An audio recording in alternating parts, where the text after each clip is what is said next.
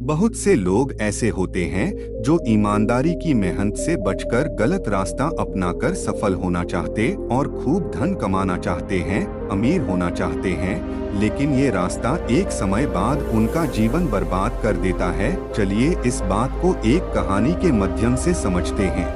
एक छोटे से गांव में रहने वाले एक छोटे से लड़के का नाम रमेश था। रमेश का सपना था कि वह बड़ा आदमी बने और अपने परिवार का ख्वाब पूरा करे। वह हमेशा सोचता था कि सफलता पाने के लिए कितनी ही मेहनत करनी पड़े और यही उसके सपने को हकीकत में बदल देगा। रमेश के पास कोई विशेष धन नहीं था, लेकिन उसमें संघर्ष करने की आत्मा थी। वह अपनी पढ़ाई में बहुत मेहनत करता और अपने गुरुओं की सलाह को मानता था। उसके परिश्रम और मेहनत की कहानी गांव के लोगों तक पहुंच गई और वह छोटे गांव का गर्व बन गया।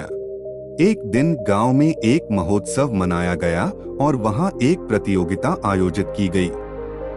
इस प्रतियोगिता में गांव के बच्चे भी भाग लिए, लेकिन रमेश ने न केवल भाग लिया बल्कि उसने उस प्रतियोगिता में पहला स्थान प्राप्त किया।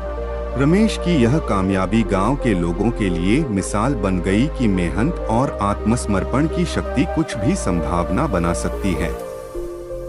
उसके माता पिता गर्व से भरे हुए थे, क्योंकि वह दिखा चुका था कि छोटे से गांव में रहकर भी कोई भी अपने सपनों को पूरा कर सकता है। रमेश की कहानी हमें यह सिखाती है कि सफलता पाने के लिए मेहनत, संघर्ष और आत्मसमर्पण बहुत महत्वपूर्ण होते हैं।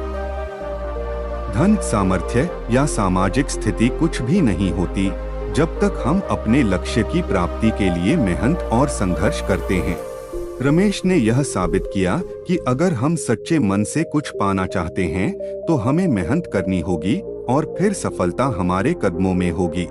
इसलिए हमें अपने सपनों की पूर्ति के लिए मेहनत करना चाहिए और हार नहीं मानना चाहिए। जैसे रमेश ने अपने छोटे से गांव से आकाश को छू लिया, वैसे ही हम भी अपने सपनों को पूरा कर सकते हैं, सिर्फ मेहनत और संघर्ष के साथ।